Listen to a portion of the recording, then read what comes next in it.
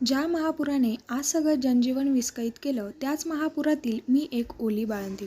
पहिल्यांदा मातृत्वाची चाहूल लागलेली मी. पहिल्यांदा आई होणार म्हणून खूपच नवखेपण, उत्सुकता, कुतूहल, भीती सगळ्या संमिश्र भावना होत्या मनात.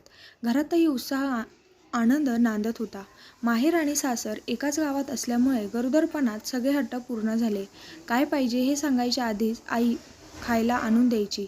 पहिलं मूल म्हटल्यावर होणाऱ्या आईचेही खूप लाड होतात. मीही सगळे लाड पुरवून घेत होते. होणारे बाबा पण काय हवं नको आवर्जून विचारायचे. घरातल्या कामात हवी ती मदत करायचे.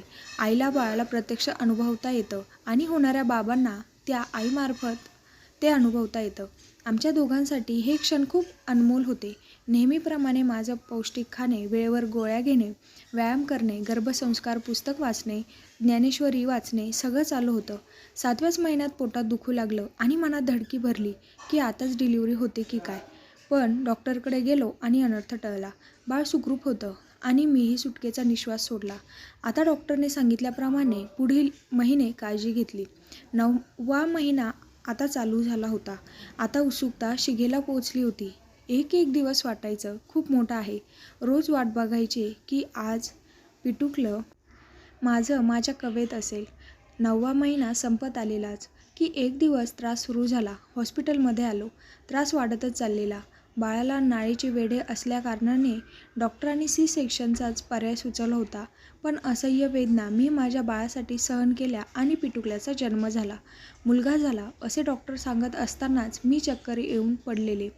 जेव्हा जाग आली तेव्हा माझं पिटुकलं माझ्या बाजूला होतं. इवल्याशा डोळ्यांनी त्याच्या आईला बघत होतं.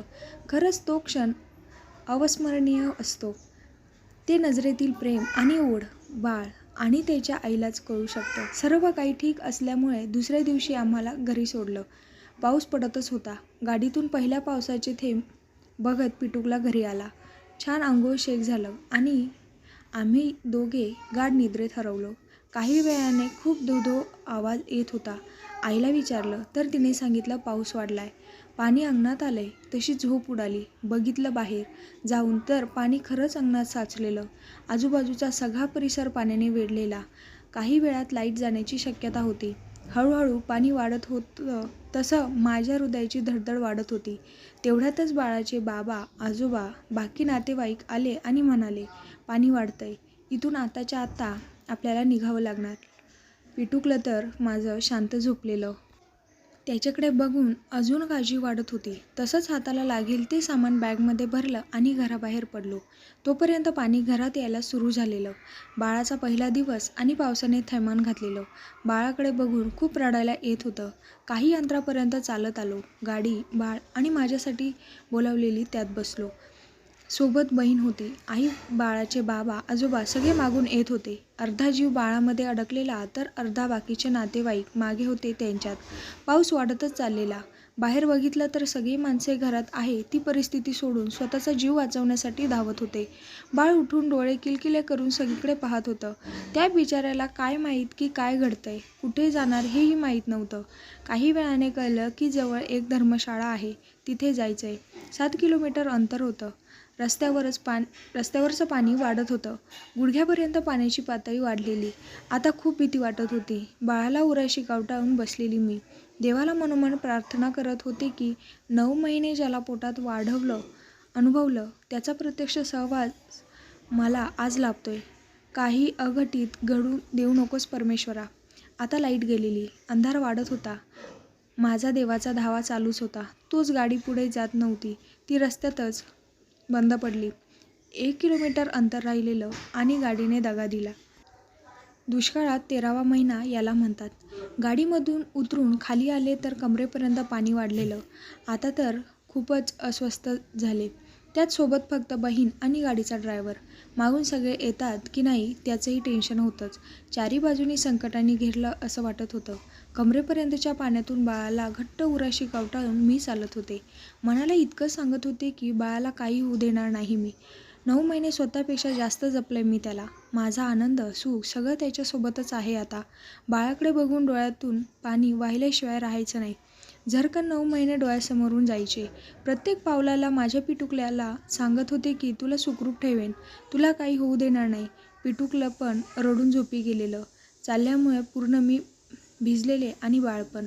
काही वेळाने धर्मशाळेत पोहोचलो. थंडीने कुडकुडत होते दोघे. पटकन कोणत्या बाईने स्वतःच्या हातातील सुका कपडा दिला आणि म्हणाली, "पूस आधी बाळाला आणि तुला पण." बरं वाटलं जरा की काळजी करणारं कुणीतरी तेथे आहे. तोवर दुसरं कुणीतरी येऊन बाळाला कपडे देऊन गेलं.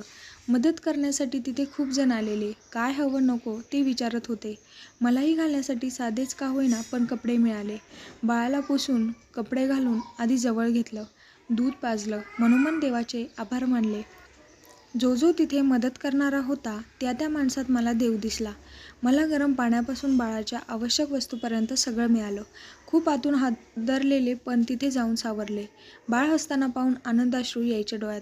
आजूबाजूच्या शहरात परिसरात राहणाऱ्या बायकांनी आमची चांगली काळजी घेतली. मागून आई, नवरा, बाकी नातेवाईक आलेच. तसं अजून बरं वाटलं. आधार वाटला. खरंच आज 9 दिवस झालेत आम्ही तिथे आहोत पण कसली कमतरता भासू दिली नाही आम्हाला. माणसातल्या देवाला बघून बरं वाटलं. पुरासारखी भीषण परिस्थिती आता सावरते. घरी परतून नव्याने सुरुवात करायची आहे. पण आता पिटुकला सोबत आहे त्यामुळे धैर्य अजून वाढले. माझं बाळ सुखरूप आहे यातच मी भरून पावले. हे मातृत्वच बळ देईल आता विस्कटलेली घडी पुन्हा पसरवायला.